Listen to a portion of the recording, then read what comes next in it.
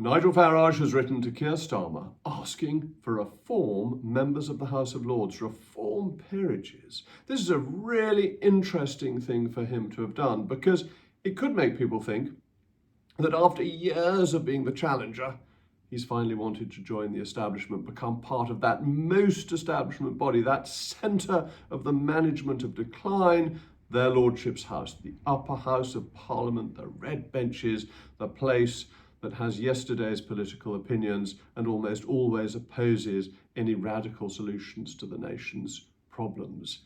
Could be thought that Nigel has gone native after getting into Parliament a year ago and now wants that final cherry on the top of the cake, an appointment ability to the upper house.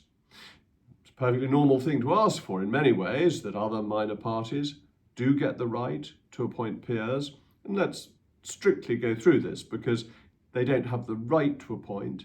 The king has the right to appoint. He can create peers by his mere motion, as it says in the letters patent, creating new peerages. But he does so on the advice of the Prime Minister. And in most years, the Prime Minister, when creating peers for his own party, and this doesn't matter whether it's Starmer or was Sunak or was Boris Johnson, it's pretty standard. They create some for their own party and they offer peerages to the minor parties at the same time. The leading opposition party gets more, but the Lib Dems, the Greens, Plaid, the SNP always refuses, get offered some. So it's a perfectly normal part of the process, and the party leader is asked by the Prime Minister to make a recommendation, which then goes through to the King. That much is normal. But it's the first time Reform has done it, and that's what makes it really interesting. It could be that Reform is just recognising that it is a normal political party and wants to be part of the system. It wants to get involved in the structures, the mechanisms of the blob that it has railed against from the outside. Or it could be a really interesting political gambit paving the way for the mass creation of peers if, and this is a huge if, Reform were to win a general election. What is the basis for the mass creation of peers? Well, there are two occasions when it almost happened. One is in 1832, when the House of Lords, led by the Duke of Wellington, refuses to vote through the Great Reform Bill, doesn't want reform of parliamentary constituencies. It says no. There's rioting in the streets. Apsley House, number 1 London, the address of the Duke of Wellington has iron shutters because bricks were thrown through his window. So unpopular was the great victor of Waterloo when he opposed reform. William IV, sensing that there is real unrest and not wanting to see in England what had happened in living memory in France, in the massacre of the monarchy and of the aristocracy through the Terror and the fall of the French monarchy in 1789, has agreed with his Prime Minister, Grey, that reform must go ahead. And so he says, yes, I will create as many peers as you need. At that point in history, there was much greater respect for the House of Lords. There was a feeling they ought to be genuinely noble people, and the list was drawn up to keep the House of Lords from much the same families who had already been there for generations. So elder sons were going to be brought in early and so on, and it would only have been about 100 peers. Once you get to 1910, the defeat of the Lloyd George budget in 1909, the House of Lords votes it down. You have a big constitutional crisis. The Liberal government wants to curtail the powers of the House of Lords. Similarly, they go to George V and say, we need to create more powers because the ditchers, the die in the ditchers in the House of Lords, are saying they would rather die in a ditch than give up power to the House of Commons. George V gives conditional agreement. He doesn't say, yes, I'll create as many peers as you like. He says, I will create as many peers as you like if you can win a general election. Asquith wins that general election with the help of Irish nationalists with whom he goes into coalition. And the King agrees to create the peers, and the House of Lords then backs down. So both in 1832 and in 1911, the House of Lords backed down and the peerages were not created. These circumstances were to deal with a major constitutional crisis. But what we're facing today is different And the only parallel is actually 1924. In 1924, Ramsay MacDonald became the first Labour Prime Minister. But the Labour Party had almost no representation in the House of Lords at all. And MacDonald only asks to create 3 peers. A number of reasons for that. First of all, Labour people were cautious about hereditary peerages. They didn't believe in the hereditary principle. But also, MacDonald was in coalition with the Liberals. So there were Liberal peers there, and the House of Lords was much less active in the 1920s than it is today. Many divisions only involved 30 to 50 peers taking part. So it wasn't like the activist bastion of opposition, bastion of the blob that the Lords has come today. So he appointed 3 peers, he appointed a few more when he became Prime Minister a second time. But again, he didn't have an overall majority.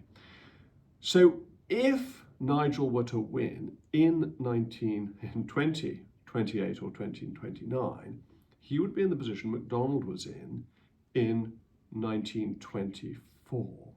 But if he were to win with a majority, he would then find that the House of Lords was completely opposed to the whole of his programme. It is the blobbiest part of the blob that you can imagine. Look at how it voted against Rishi Sunak's attempts to make the Rwanda plan work. Look at how it opposed 2/3 of government activities in divisions in 2019 onwards. In every single session from 2019 under the Conservatives, about 2/3 of divisions, the government was defeated by the Lords, who objected to even moderately conservative solutions. Just think of the squealing there would be if Reform came in and wanted to repeal the Human Rights Act, want to resile from the European Convention on Human Rights, wanted to cancel the Climate Change Act and the Equality Act, wanted actually to make Britain a competitive economy once again. The squealing from the Lords would be unimaginable. Just think if they even wanted a little bit of free speech, the House of Lords would be opposed to that too. So Nigel could get in and find that everything he wanted to do was blocked for the best part of a year. The most he would have to go on would be the Salisbury-Addison Convention, which says that manifesto bills will not be voted against on second reading, which almost never happens anyway, or on third reading, which does happen, but mainly on amendments. Amendments weren't covered, so they would be able to amend out of all recognition any of his bills, and every single one would go to ping-pong in the House of Commons, and possibly some of them would face the Parliament Act, which basically takes a year to get the business done. Now, if Reform were to win, it would be because the country was utterly fed up with the way it had been governed. People would have said, we tried the Conservatives and that didn't work. We tried Labour and that hasn't worked. We now want something radical and different. And they would have put in a party that had never held office before. And the House of Lords could simply stop it doing its business. It could block it. You saw this with Trump 1 and Trump 2. Trump 1 didn't get much done. Trump 1 was effectively blocked. Trump 2 has got things done. Reform would need to be Trump 2 if it would have any chance of succeeding, and it would need to succeed rapidly in getting things done. And that makes the House of Lords a major blockage to its efforts, to its endeavours. And this is where I think Nigel has been so clever, because he has asked Keir Starmer to play by the good chap rules. A good chap will allow a few peers to be created so that Reform can have some representation, so that they can learn the ropes in the House of Lords, so they can understand the system. Starmer looks likely to say no, in which case Nigel will be able to go into the election saying, look, they're not playing by the rules. They haven't followed the conventions, therefore I'm not going to follow the conventions either. I am going to need to appoint a few hundred peers so I can get my business through. And he'll put it in his manifesto, and the king will have no choice but to say yes. It's really interesting. It's very much in Keir Starmer's hands. If he were generous, if he were wise, if he were clever, he would say, Nigel, you can have 30 peers. absolutely see that you need representation and we need to make our constitution work for a new party that is as popular as yours is.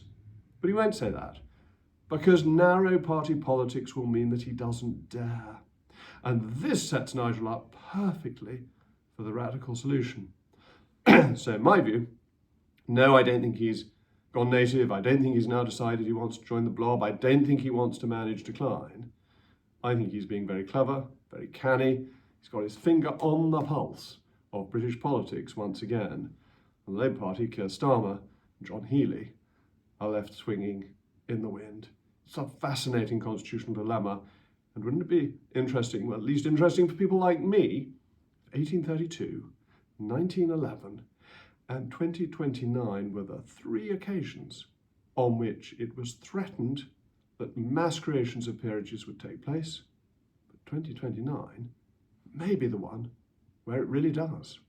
You heard it here first, and you can discover more, because I've written about this on Substack, getting into a little bit more detail and other aspects of it. So please subscribe to Substack and find out about it there too, if you're interested. Thank you very much.